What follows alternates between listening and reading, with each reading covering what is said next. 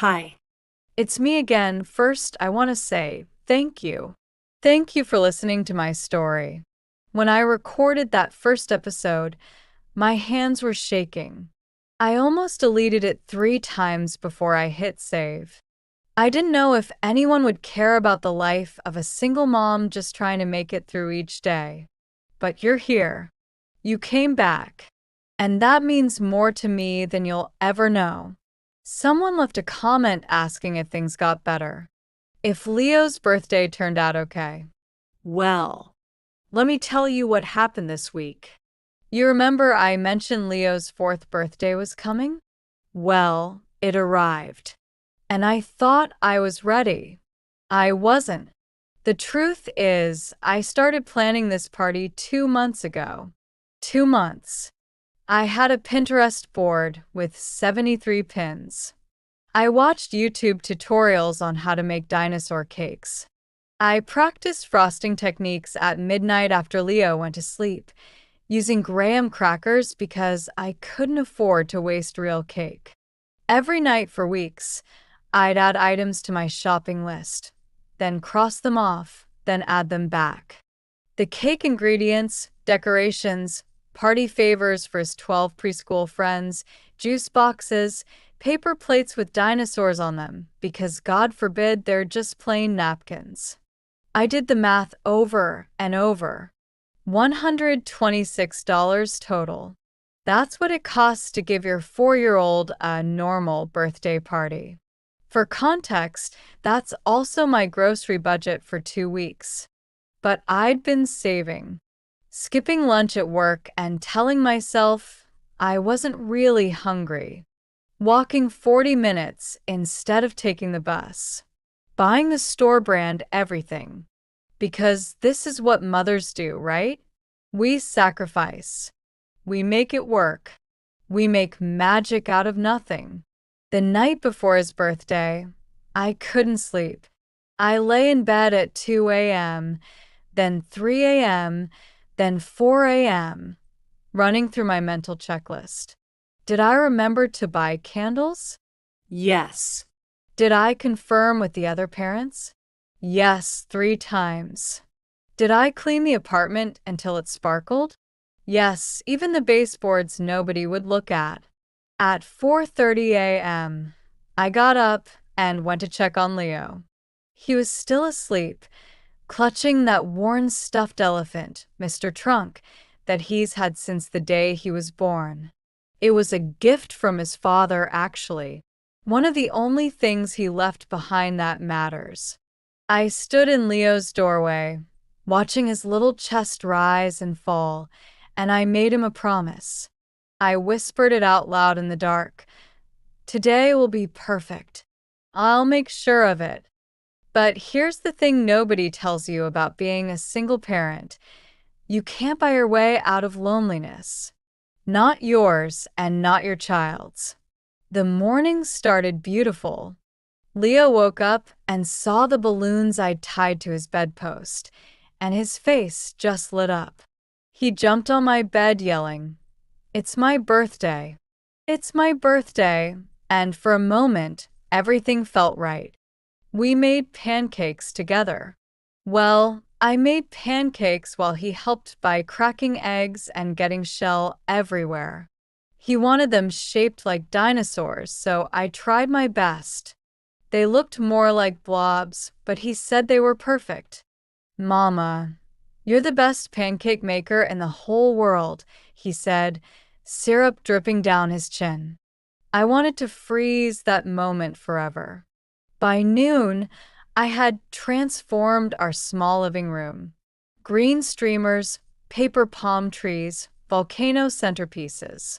And in the middle of it all sat the cake. My homemade T-Rex cake with one eye bigger than the other and slightly melted frosting. But Leo had watched me make it, and he said it was the most beautiful dinosaur he'd ever seen. I had sent out 12 invitations to his preschool classmates 3 weeks ago. 12 little cards with hand-drawn dinosaurs. I got 3 responses. 3 out of 12. But I told myself that was okay. People are busy. They might just show up.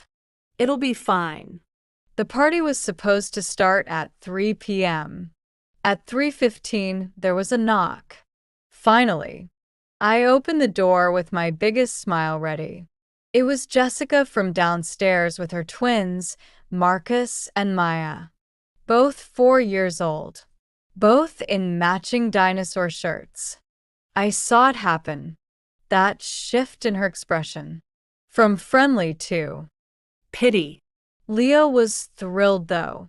He immediately started showing the twins his dinosaur collection, narrating the name of each one and what they ate. He's been obsessed with dinosaurs for 8 months now.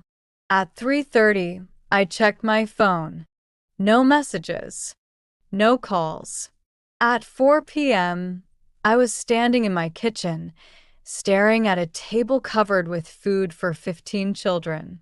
3 pizzas, 2 bowls of chips, cookies shaped like dinosaur eggs, and that stupid, lopsided cake I'd spent 3 nights making. Jessica came into the kitchen. "Sarah, the kids are having a great time." That's when something inside me cracked. Not broke, cracked. Like ice on a frozen lake when the temperature shifts. "Excuse me for a second," I said, and went to the bathroom. I closed the door, sat on the edge of the bathtub, and let myself cry. But I set a timer on my phone. 2 minutes. That's all I allowed myself. Because Leo was in the other room, and he was happy, and I couldn't let him see his mother breaking on his birthday. When the timer went off, I washed my face, looked at myself in the mirror, and said out loud, "You can do this. 2 more hours. You can do this." I came out with my smile back on, and then I heard a knock on the door. It was Mrs. Chun, my 76-year-old neighbor from across the hall, the tiny Chinese woman I sometimes hear through the walls, talking to herself in Mandarin. We'd exchanged maybe 10 words in the year I'd lived here. She was standing there holding a small wrapped box with a crooked bow. "I heard singing earlier," she said in her accented English, smiling. "Birthday party?" My throat tightened. I nodded, not trusting my voice. "May I come in? I brought gift for little boy."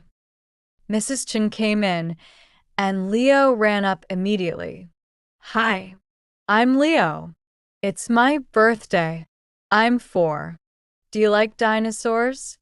Mrs. Chin laughed and bent down to his level. "For years old.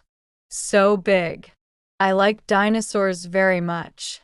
When I was a little girl in China, I wanted to find dinosaur bones." Leo's eyes went wide. "Really?" And just like that, they were best friends. But here's what happened next. What I still can't quite believe. Mrs. Chin pulled out her phone and made a call. She spoke rapidly in Mandarin, gestured with her hands, laughed. Then she made another call. Then another. 20 minutes later, there was another knock. Mr. Rodriguez from 3B with his guitar. Then Sophie, the college student from upstairs, with her little sister. Then Tom, the building superintendent who always looks grumpy. He showed up with a bag of candy from the bodega. Within 45 minutes, my small apartment was filled with 8 adults and 5 children. People I'd seen in the hallway, but whose names I barely knew. And they didn't just show up. They participated. Mr. Rodriguez played guitar and taught the kids a silly song about dinosaurs he made up on the spot. Sophie organized the treasure hunt. Mrs. Chin taught everyone to fold origami dragons. Tom got down on the floor and played dinosaurs with Leo, making roaring sounds that had everyone laughing. When it was time for cake, we all gathered around. Leo stood on a chair, wearing a paper crown Mrs. Chen had made him, and everyone sang, "Happy Birthday" in the most off-key, wonderful chorus I've ever heard. "Make a wish, baby," I told him. He closed his eyes tight, thought for a long moment, then blew out all 4 candles in one breath. Everyone cheered. Leo looked right at me with those big brown eyes. "I wish that Mama would be happy, because when she's happy, I'm happy." I had to turn away for a second. This whole time, I thought I was protecting him from my sadness. I thought I was hiding it well. But children see everything, don't they? When people finally started to leave, each one hugged me. Mrs. Chen held my hands and said, "You good mother, strong mother, but you don't have to be strong alone, okay? We are here. We are neighbors." After everyone left, after I'd tucked Leo into bed, I sat in the middle of my living room floor, surrounded by deflated balloons and dirty plates and crumpled wrapping paper. And I cried again. But this time, they were different tears. Because I realized something. I had been so focused on what we didn't have, the father who left, the big house with a backyard, the normal family, that I couldn't see what was right in front of me. Community. Kindness. People who showed up not because they knew us well, not because they owed us anything, but because somewhere in this building we were all just trying to survive. Together. Before Leo fell asleep, he murmured, "Mama, was this the best birthday ever?" I kissed his forehead. "Yes, my love." It was. And I meant it. Despite everything, it was.